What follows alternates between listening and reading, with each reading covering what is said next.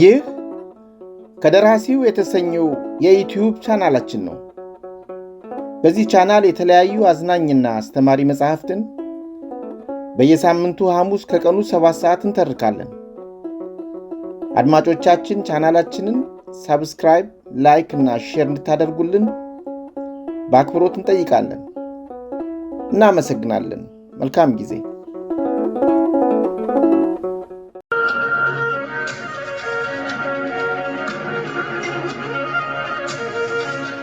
ዓለምነሽ የአረብ ሀገሯ ስደተኛ።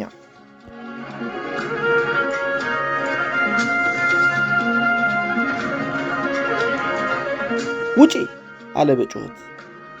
ቀስ ብዬ የመኝታ ቤቱን በር ከፍቼ ወጣሁ። እሱም ሻንጣዬን ይዞ ተከትሎኝ ወጣና ቀደም ብሎ የሳሎኑን በር ከፈተልኝ። ከቤቱ ማባረሩ መሆኑን ስገነዘብ ሳሎን ጣል አድርጌው የነበረውን ቦርሳዬን አነሳውና ወጣሁ። እሱም ተከትሎኝ ወጣ። ከቤቱ እንደወጣን በራፉ ላይ አንድ መኪና ቆሟል።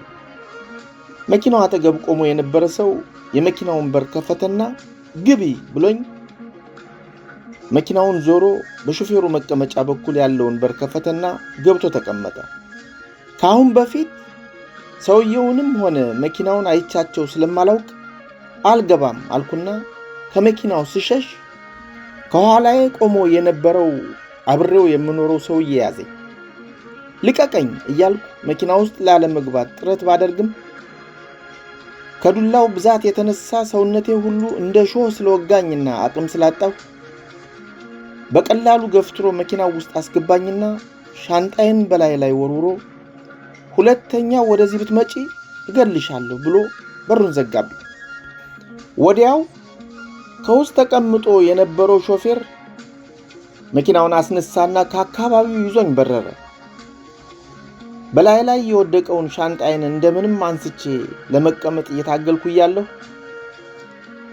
መኪናው በፍጥነት ስለሚሄድ በተጠማዘዘ ቁጥር ከወዲያ ወዲህ እያላተመኝ ሲጓዝ ቆይቶ እንደዚያ እየበረረ የሚሄደው መኪና ፍጥነት ቀዝቀዝ እያለ ሄደና የት እንደደረስኩ እንኳን ሳላውቀው ቆመ። በላይ ላይ የወደቀውን ሻንጣ ገፍቼ አንስቼ ቀና ለማለት እየሞከርኩ እያለሁ ሹፌሩ የመኪናውን በር ከፍቶ ሻንጣዬን ከላይ ላይ አነሳና ከመንገዱ ዳር ወረወረው። ከዚያ መለስ ብሎ እኔን ከወደቅኩበት ጎትቶ አወጣና ከመንገዱ ዳር ገፍትሮ ጥሎኝ በሩን ዘግቶ መኪናውን አስነስቶ ጥሎኝ ሄደ።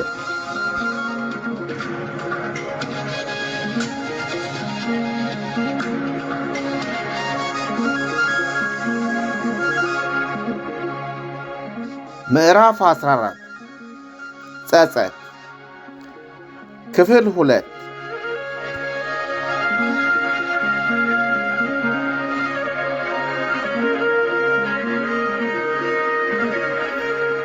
ከወደቅኩበት እንደምንም ቀና ብዬ አካባቢውን ሳየው የማውቀው ሰፈር መሰለኝ። ጊዜው መሽቶ ስለነበር ጭር ያለ ቢሆንም ቀስ በቀስ ከወደቅኩበት ቀና እያልኩ አካባቢውን እያገናዘብኩ ሲሄድ በእርግጥም የማውቀው ሰፈር ነው። ፀጉር ቤት ስሰራ በነበረበት ጊዜ አብሬያ ትኖር የነበረችው መዓዛ የምትባለው ጓደኛዬ የፀጉር ቤቱን ስራ ትታ ለአንድ ድርጅት ጽዳት ሰራተኛነት ተቀጥራ በፊት አብረን እንኖርበት የነበረውን ቤት ለቃ ለብቻዋ ተከራይታ የምትኖርበት ሰፈር መሆኑን አወቅሁ። ይህን ሰፈሯን እኔም ሆንኩ ይሄ ዛሬ ደብድቦ የጣለኝ ጓደኛዬ እናውቅ ስለነበር እዚያም ጥቶ እንደጣለኝ ገባኝ። እንደዚያ እያንከባለለ ሲገርፈኝ የነበረው ሰው ትንሽ ሐዘኔታ አድሮበት ሊሆን ይችላል። ቢያንስ እርዳታ ላገኝበት ወደምችልበት አካባቢ አምጥቶ ስለጣለኝ አመሰገንኩት። ምንም እንኳን ፍቅሩ እየቀዘቀዘና መነታረክ እያበዛ እንደመጣ ባውቅም ዛሬ ለደረሰበት እርምጃ ምን እንዳደረሰው ግን ሊገባኝ አልቻለም። ትዕዛዙን ንቄ ከተማ መውጣቴ ካልሆነ በስተቀር እውነት ለመናገር ከማንም ጋር ምንም ነገር አላደረኩም። የሆነው ሆነና እንደምንም እየተንገዳገድኩ ተነሳሁና ሻንጣዬ አጠገብ ሄጄ አካባቢውን ዞር እያልኩ ቃኘሁ። እኔ ከተወረወርኩበት እስከ መዓዛ አፓርትመንት ድረስ ያለው ርቀት ቅርብ ቢሆንም ሻንጣዬን እየጎተትኩ እዚያ ለመድረስ ግን ከባድ መስሎ ታየኝ። ያለኝ አማራጭ እንደምንም ማንፏቀቁ ብቻ ስለሆነ ቀስ እያልኩ ለመጎተት ነቅነቅ አደረግኩ። በእርግጥ ያለ የሌለው ቅራቅንቦ ሁሉ ስለተከተተበት ከባድ ነበር። ትቼው እንዳልሄድ ያለ የሌለኝ ንብረቴ ያ ነው። ስለዚህ በመጎተቱ ወሰንኩና ቀስ እያልኩ አንዴ እየገፋው ሌላ ጊዜ እየጎተትኩ አፓርትመንቱ አካባቢ ልደርስ ስል ከየት መጣች ሳላት መዓዛ ወደ አፓርትመንቱ መግቢያ ስትሄድ አየኋትና ጠራኋት። በመጀመሪያው ጥሬ ስሟን የሰማችው መሰላትና ቆም አለች። ይሁንና ከአፓርትመንቱ ላይ የጠራኋት መስሏት ወደ ላይ ቀና ብላ አይታ ምንም ስለሌለ ዝም ብላ መራመድ ስትጀምር እንደገና ጠራኋት። ከዚያ ድምፁ ወደ መጣበት አቅጣጫ ዞር ስትል እንደምንም እጄን አወዛወዝኩላት። ጊዜው ስለመሸ በዚያ ሰዓት ማን ሊመጣ ይችላል የሚል ጥርጣሬ ያደረባት ይመስላል። ማንሽ እያለች ቀስ እያለች ቀረበች። እኔ ነኝ መዓዛ፣ እኔ ነኝ እያልኳት አጠገቤ ደርሳ ቆም ማለችና ፊቴን አይታ ፋጡማ ብላ ስታቅፈኝ ቆይ ብዬ ስፍስፍ አልኩባት። ሰውነቴ ውስጥ ይሄን ደህና ነው የሚባል ያልቆሰለና ያልተቀጠቀጠ ቦታ ስላልነበረ ህመሙ እንደ ሾህ ወጋኝ። ምን ሆንሽ? ምንድነው? ምን ሆንሽ ብላ ጭንቅንቅ ስትልብኝ የሚቻል ከሆነ ቤትሽ ውሰጂኝ፣ እዚያ እነግርሻለሁ አልኳት። ትንፋሼ ቁርጥ እያለ እሺ ነይ እንሂድ፣ ችግር የለውም ብላ ሻንጣዬን ያዘችልኝ። አይዞሽ፣ ዋናው የተረፍኩ ይመስለኛል ብዬ ላረጋጋት ሞከርኩ። ምንድነው ጉዱ? በቃ አትናገሪ፣ እንደምንም ትንፋሽሽን ዋጥ አድርገሽ እቤት እንድረስ አለችና ሻንጣዬን እየጎተተችልኝ እኔ ቀስ እያልኩ እየተከተልኳት አፓርትሜንት ውስጥ ገባ። ውስጥ ገብቼ እንዳልቀመጥ የምቀመጥበት እንዳልጋደምም የምጋደምበት ይሄ ጤነኛ ነው የምለው አካል ስለሌለኝ እንደምንም አጠገቤ ያለውን ወንበር በእጄ ደገፍ ብዬ ስቆም ተቀመጭ እንጂ አለችኝ። ቆይ እስቲ የምቀመጥበት አካል አለኝ ብለሽ ነው ስላት የበለጠ ደነገጠችና መርበትበት ጀመረች። ሁኔታዋን ሳየው አሳዘነችኝና እሺ ብዬ እንደምንም ወንበሩ ጫፍ ላይ እያመመኝም ቢሆን አረፍ አልኩ። እኖርበት በነበረው ቤት የደረሰብኝ ድብደባ 1 ሰዓት ያህል ስለሆነው ሰውነቴ ሁሉ በያለበት አባብጦና ተጉረብርቦ እንደሆነ ይሰማኝ ጀመር። በማንኛውም አቅጣጫ ለመንቀሳቀስ ሞክር ስቃይ ሆነ። ይህን ሁኔታዬን ቆማ እያየች ያለችው መዓዛ ድንጋጤዋንና መጨነቁን ተወችና ምንድነው ጉዱ? እስቲ ልይሽ ብላ ወደ አጠገቤ ስትጠጋ ምኔንም እንዳትነካኝ ፈቃደኛ ለመሆኔን ለመግለጽ ሰፍሰፍ ብልባትም በዓይኖቿ እንደማባበል አድርጋ ከላይ የለበስኩትን ሻርፕ ነገር አንስታ ወርውራ ሹራቤንና ከውስጥ የለበስኩትን ቀስ በቀስ እያወለቀች እያለ ምን እንዳየች አላውቅም ለቀቅ አድርጋኝ ራሷን ይዛ ወይኔ እህቴ እያለች ትጮህ ጀመር። ምን ተርፈሻል? ምን አደረግሽውና ነው እንደዚህ ያደረገሽ? መቼ ነው ይሄ ሆነው? እያለች ሳሎኑ ውስጥ እየተንጎራደደች ምርር ብላ ለቀሰች። ሁኔታዋ አስደነገጠኝና ሰውነቴን ከአንገቴ ዝቅ ብዬ ሳየው ጡቴ፣ ደረቴ፣ ሆዴ፣ እጆቼና ሌላው ቀበቶ ያረፈበት ሁሉ እየተጉረበረበ አብጧል። ቀበቶ 2-3 ጊዜ ያረፈበት ደግሞ እንደ ደም ነገር ቋጥሯል። በአጠቃላይ ይሄ ቦታ ተርፏል የሚባል ስለሌለ በእርግጥ ሲያዩት በጣም ያስደነግጣል፣ ያስፈራል። እንዳላለቅስም እንዳልጮህም ግራው ግብት ብሎኝ ፊት ለፊቴ ራሷን ይዛ እየተንጎራደደች የምትጮህውንና የምታለቅሰውን ጓደኛዬን አያታለሁ።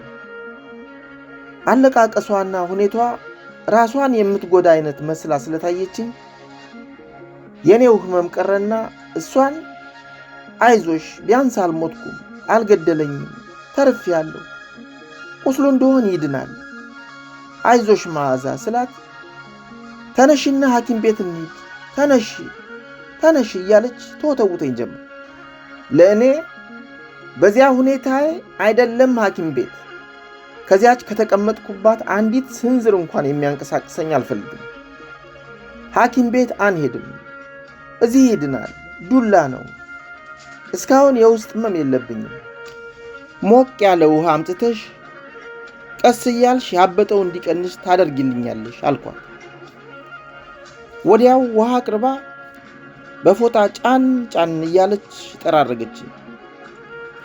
እንደዚያ ራሷን ይዛ ስትንሰቀሰቅ የነበረችው ልጅ ድምጿን ዋጥ አድርጋ እልሁም ብስጭቱም እየተናነቃት አይዞሽ ይድናል፣ እንደሚያምሽ አውቃለሁ፣ እንደምንም ጥርስሽን ነከስ አድርገሽ ቻዩ እያለች በቅባቱም በምኑም እያድፈጠፈጠች አሸችኝና ደገፍ አድርጋ ወስዳ አልጋዋ ላይ በጎኔ ጋደም አደረገች። ከመቼው እንቅልፍ እንደወሰደኝ አላውቅም። ሌሊት ሆኖ ኖሮ በአንድ ወቅት ገልበጥ ለማለት ሞክር ሰውነቴ በሙሉ ውጋት ሆነና እንዴት ልንቀሳቀስ? በህመሙ ከተቀሰቀስኩ በኋላ እንቅልፍ ባይኔ አልዞራልና የሆነው ሁሉ ማስታወስ ጀመር። እስከ መቼ ነው እንደዚህ የምሆነው እያልኩ ያለሁበትን ሁኔታና የወደፊት ህይወቴን ሳስበው ይሄ ነው የምለው ነገር ስለሌለ ምርር ብዬ አለቀስኩ። ያ ሰው እንዲህ ከሚደበድበኝ ለምን አልገደለኝም ነበር? ሞኝነቱ ነው እንጂ እኔን ከዚህ ህይወት ቢገላግለኝ ይጸድቅ ነበር፣ አይኮነንም ነበር።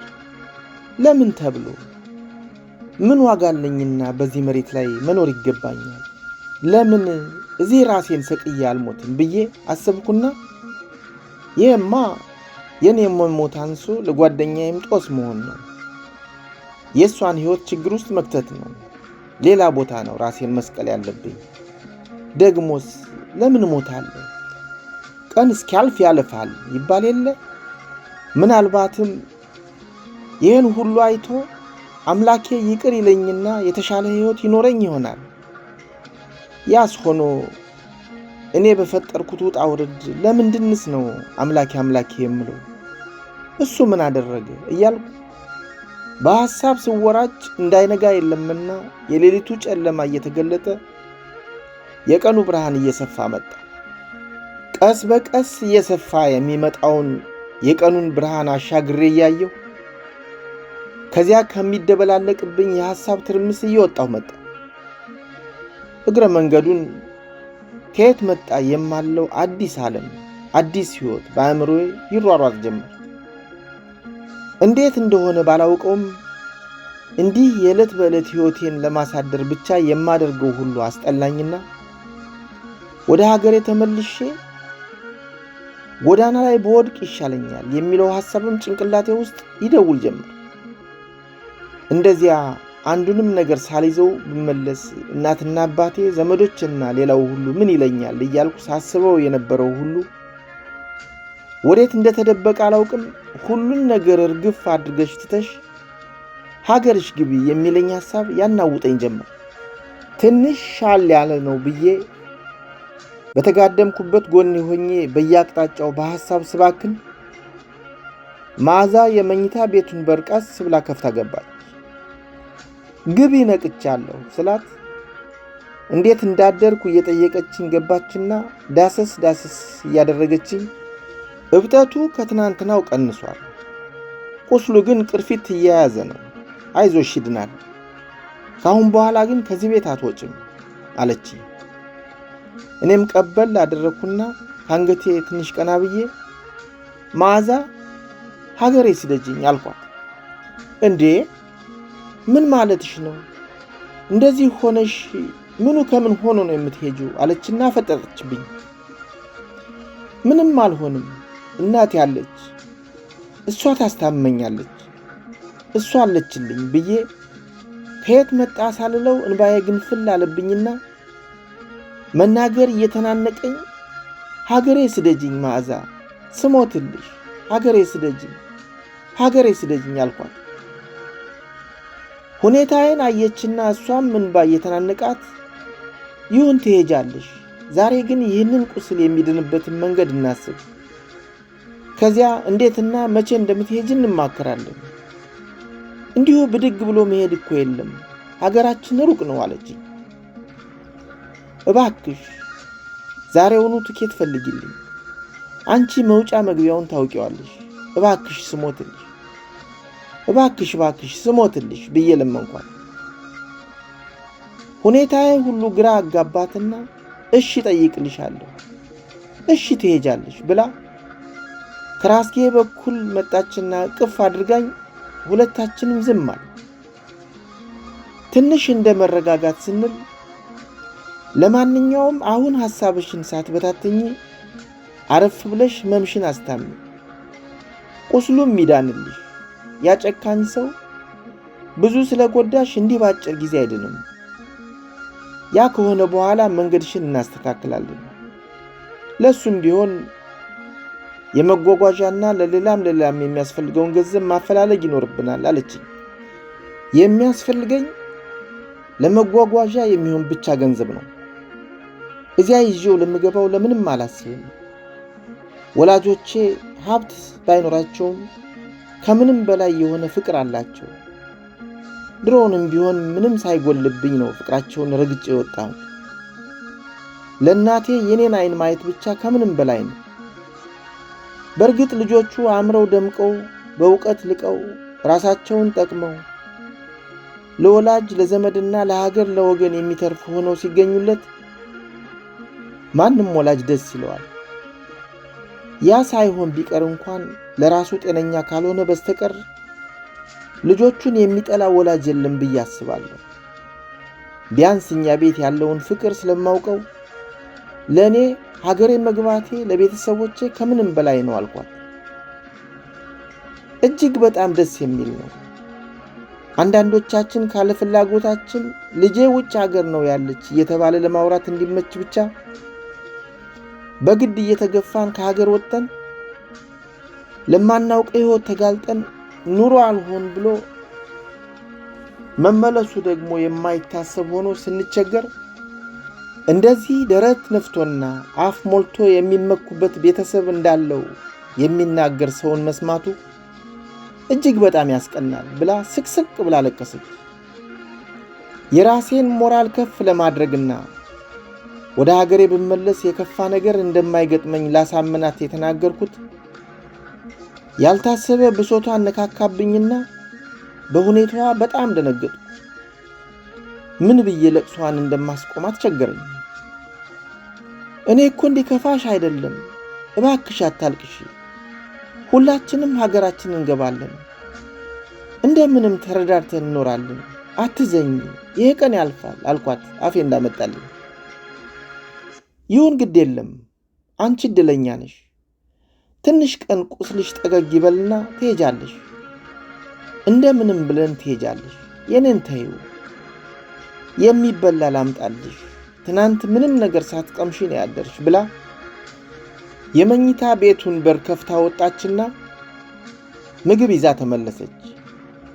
እንደዚያ ሆድ ብሷት ስታለቅስ የነበረችው ልጅ የሚበላ ነገር አዘጋጅታ ፊቷ ሁሉ ጥርስ በጥርስ ሆኖ እየሳቀች ምን አይነት ምግብ አዘጋጀሁልሽ መሰለሽ፣ ዛሬውኑ ነው ቁስልሽ የሚድነው እያለች አጠገቤ መጣ ቁጭ ብላ ታጎርሰኝ ጀመር። ሁኔታዋ ሁሉ ከመቅጽበት ስለተቀየረብኝ ምን እንደምላት ጠፍቶብኝ ዝም ስል እንደዚህ ያለውን ቤተሰብ መልሶ ማገናኘትን የመሰለ ደስታ የለም። አይዞሽ፣ ምኑንም አድርገን በቅርቡ ሀገርሽ ትገቢያለሽ አለች ደስ እያላት። ያን ጊዜ ፀጉር ቤት እየሰራሁ አብሬያት እኖር በነበረ ጊዜ አይቼው የማላውቀው ባህሪ ስላየሁባት በጣም ግራ ተጋባሁ። እንዳሁኑ በማንኛችንም ላይ ጫን ያለ ችግር ስላልነበረም ነው መሰለኝ ያን ጊዜ ወደ ሀገር የመመለሱ ጨዋታ ተነስቶ አያውቅም።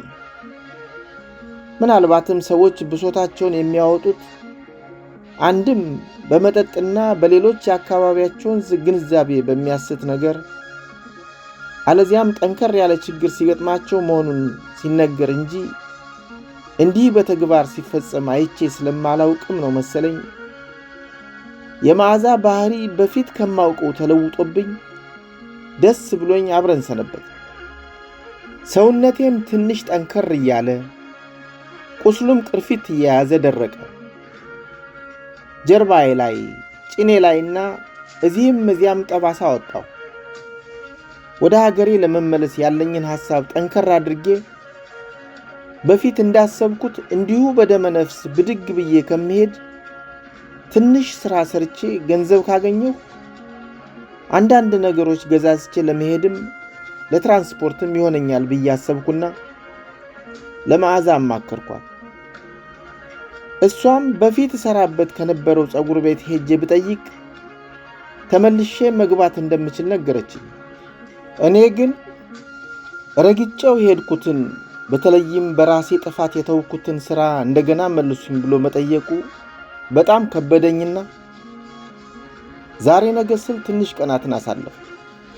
ይህ ሁሉ ሲሆን ወደ ሀገሬ መመለስ መፈለጌን ከሰማች ወዲህ መዓዛ በአኗኗራችን ምንም ቅር ብሏት አያውቅም።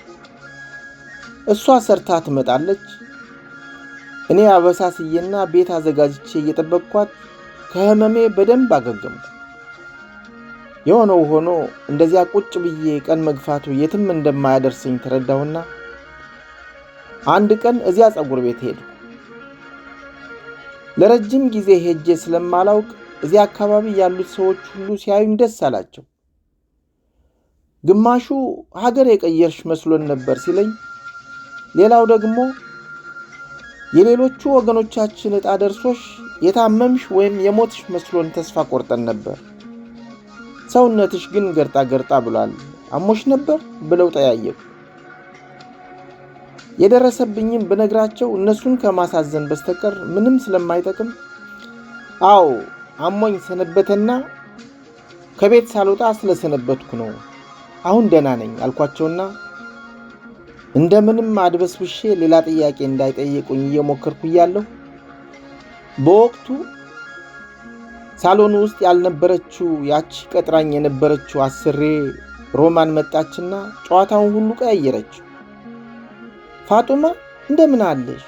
ምን ነው ጠፋሽ? እያለች ከጠያየቀችኝ በኋላ ከ2 ሳምንት በፊት ነው መሰለኝ ከኢትዮጵያ በተዘዋዋሪ ተደውሎልሽ ነበር። የት እንደምትኖሪ ስላላወቅኩት ፈጠን ብዬ ልነግርሽ አልቻልኩም። ለማንኛውም ሳገኝሽ እናትሽ በጠና መታመማቸውን እንድነግርሽ ንገሪልኝ ብለውኝ ነበር። ከዚያ ወዲህ ግን አልደወሉም አለች።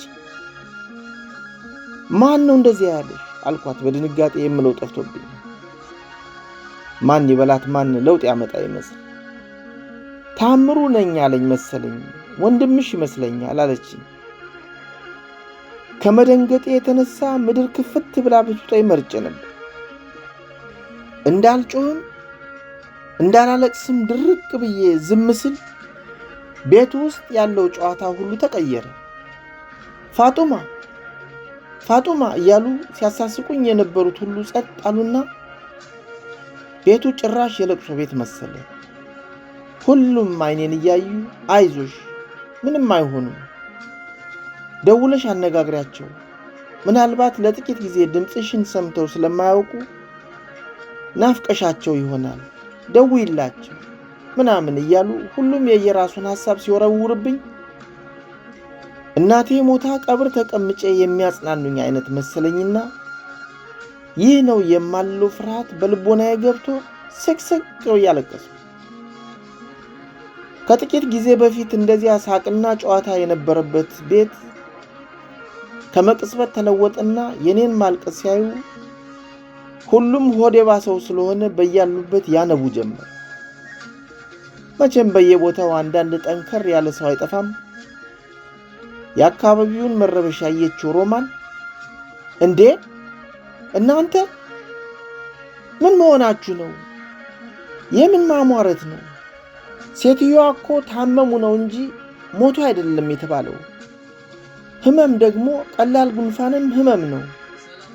በሌለ ወሬ ባልተባልና ባልሆነ ነገር መነፋረቅ ምን ይባላል? ሁላችሁም ወደ ስራችሁ ተመለሱ አለችና ነይ ፋጡማ ደውይላቸውና ሁሉንም መወቂ አለችኝ።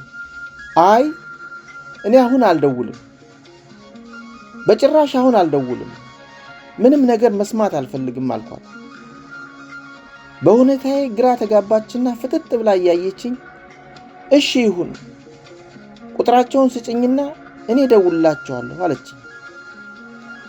አንቺም ብትሆኚ አትደውይም፣ ማንም አይደውልም፣ ምንም ነገር መስማት አልፈልግም አልኳትና ከተቀመጥኩበት ተነስቼ ልወጣ ስል ራሴን አዞረኝና ተንገዳገድኩ።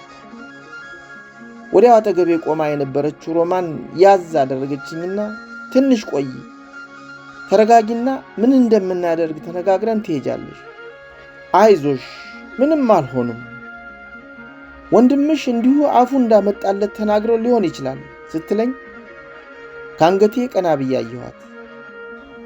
ከኛ የተሻለች ትምሰል እንጂ እሷም እንዲሁ አይኗ በእንባ ሞልቶ ኖሮ እኔን ስታይ ግንፍል አለባትና እንደገና ለቅሶ ሆነ። ያን ዕለት እንደምንም ተረጋጋንና ግድ የለሽም ስልክ ቁጥሩን ለኔ ስጭኝና ቀጠሮ ሰጥቻቸው አንዳቸውን እንድታነጋግር ያደርግልሻለሁ ብላ በልመናም በቁጣም አግባባችኝና ስልክ ቁጥሩን ሰጠኋት። በዚያውም አሁን ከማን ጋር እየኖርኩ እንደሆነና አድራሻውን ሁሉ ጠያይቃኝ በሚቀጥለው ቀን ተመልሼ እንደምመጣ ተነጋግረን ተሰነባብቻቸው ወጣ።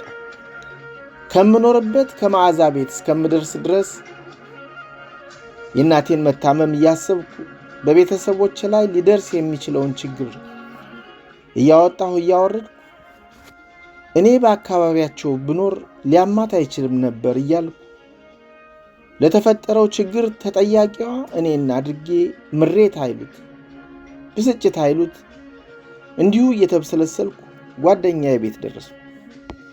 በሩን ከፍቼ ስገባ መዓዛ ቀደም ብላ ገብታ ኖሮ ፋጡማ መጣሽ አለችኝ። አዎ መጣው ጉድ ሆንኩልሽ አልኩና እየየ ለቀቁ።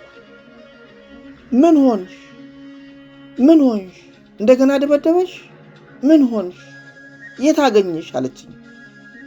ከተቀመጠችበት ተነስታ ወደ እኔ እየመጣች አንገቷ ላይ ጥምጥም አልኩና መደብደብስ የደበደበኝ የለም፣ እናቴ ታማ ወንድሜ ጸጉር ቤት ደውሎ እንዳጣኝ ነገሩኝ፣ እናቴ ሞታለች ማለት ነው አልኳት እየተንፈቀፈቁ።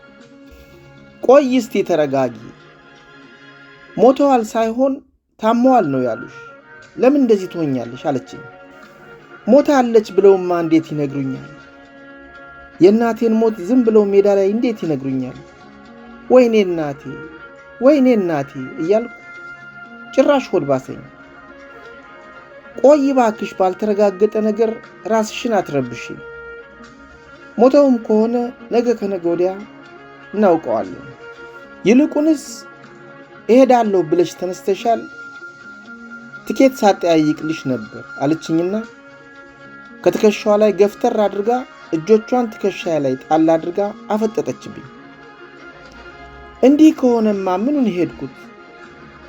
በቁማቸው ገድዬ ቀብሬያቸው የመጣሁትን ቤተሰብ እናቴ በሌለችበት እንዴት እሄዳለሁ? ምን ላደርግ እሄዳለሁ ስላት ዝም ካላልሽ እመታሻለሁ፣ ታመዋል ማለትና ሞተዋል ማለት ሁለት የተለያዩ ነገሮች ናቸው። ለመሆኑ መቼ ነው ደውሎ የነበረው አለች። ከ2 ሳምንት በፊት ነው ያሉኝ አልኳት። አየሽ ቢሞቱ ኖሮ ሞተዋልና መርዶውን ንገሯት ተብሎ ስልኩን ለተቀበሉት ሰዎች ይነግራቸውና እስከዛሬ በዚህም በዚያም ፈልገው ይነግሩሽ ነበር። ስለዚህ ታመዋል ነው እንጂ አልሞቱም ማለት ነው ስትለኝ አባባሏ እውነትነት ያለው ስለሆነ ቀና ብዬ አየኋት። እሷም ፍጥጥ ብላ አየችኝና እጆቿን ከትከሻዬ ላይ አውርዳ ወደ መስኮቱ ሄደች። ይህ አዲስ ነገር አይደለም፣ ሁላችንም አልፈንበታል። ወንድሜ በሞተ ጊዜ እንዲሁ ስልክ ተደውሎ ለጓደኞች ተነግሮ በጠዋት መጥተው አርድተውኛል። ለዚያውስ እንዲሁ አንድ ነገር ሆነ ሲባል ዱብ እንቅንላለን እንጂ የቤተሰቦቻችንን ነገር እርግፍ አድርገን የተውነው ሀገር ጥለን ስንወጣ መሆኑ ቀረ ብላ በሐሳብ ጭልጥ አለች። አባባሏ ሳያስበው አናቱን በኩርኩም እንደመቱት ልጅ እኔንም ቀወረኝ።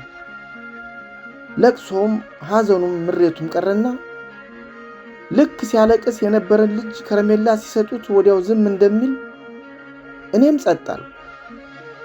እንዳለችው እናቴ ሞታ ከሆነ ነገ ጧት መጥተው ያረዱኛል። ብትሞትስ እንዳለችው ድሮኑ ጥያት ስወጣ አይደል እንዴ የቀበርኳት? ቢሆንም ለቀሩት ዘመዶቼ መድረስ ይኖርብኛል። የሆነው ይሁን እንጂ እሄዳለሁ ብዬ ሐሳቤን ሰብሰብ አድርጌ ቀና ስል መዓዛ በመስኮቱ ወደ ውጭ እያየች የት እንዳለች እስከምትረሳው ድረስ በሐሳብ ዘምታለች። በጣም ይቅርታ አድርጊልኝ መዓዛ፣ የማደርገው ቢጠፋኝ አዝኜ አሳዘንኩሽ አልኳት። እኔን ምን ታሳዝኛለሽ? ነገር ዓለሙን ትቼው ከሀገሬ ከወጣው ጀምሮ እንዳዘንኩ ነኝ። ለባብሼ ስወጣና ሰርቼ ስገባ ደህና መስላለሁ እንጂ የሆዴን ማን ያውቀዋል? ለነገሩ የኔም ብቻ አይደለም፣ የማንንም ቢሆን የሆዱን የሚያውቅ የለም። እንዲህ ሆነን እየኖርን እኛስ ብንሆን ኖርን ማለት ነው። ወግ ማረጉ ደርሶን ይሄ ነው የሚባል ጓደኛ አግኝተን ፍቅር መስርተን ትዳር ይዘን ልጅ ወልደን አልኖርንም። አይደለም ለዚያ ለመድረስ የዕለቱን እንኳን አንድ ነገር ቢገጥመን ሮጠን ልናማክረው የምንችለው ጓደኛ የለንም። እንደምታዩ ተፈጥሮ ስለምታስገድደን ብቻ ያንኑ ፍላጎታችንን ለማርካት ትንሽ ሳቅላለልን እንጎትታለን። ሌላው ከሀብቱ ሀብት የለንም። እንዴት ሆኖ ነው ሀብት የሚያዘውስ? እዚህ የዕለት ከዕለት ኑሮ ማሸነፍ መቻሉ እንደምታዩ ቀላል አይደለም። ከዚያችሁ ተሰርታ ከምትገኘው ውስጥ አኗኗራችንን የማያውቁት ወገኖቻችን የኛን እጅ ይጠብቃሉ። ያም ሆኖ ለአንዳንድ ከበድ ላለ ችግር ቢያስቸግሩን ባልከፋ ነበር። እነሱ ግን ፈረንጅ ሀገር ገንዘብ በአካፋ ነው የሚታፈሰው እያለ ማን እንደነገራቸው አይታወቅም። በየጊዜው ገንዘብ እንዲላክላቸው ይፈልጋሉ። መፈለጋቸው ብቻም አይደለም፣ እንደ ግዴታ አድርገው እኛን እንዲሰማን ባለ በሌለ ይሉኝታ ጠፍንገው ይይዙንና አንዳንድ ጊዜ ባይኖረን እንኳን ተበዳድረን እንድንልክላቸው ያደርጉናል። የዕለቱን ኑሮ አሸንፎና የተበደሩትን ከፍሎ ለመኖር ምን ያህል አስቸጋሪ እንደሆነ የሚረዳ የለም።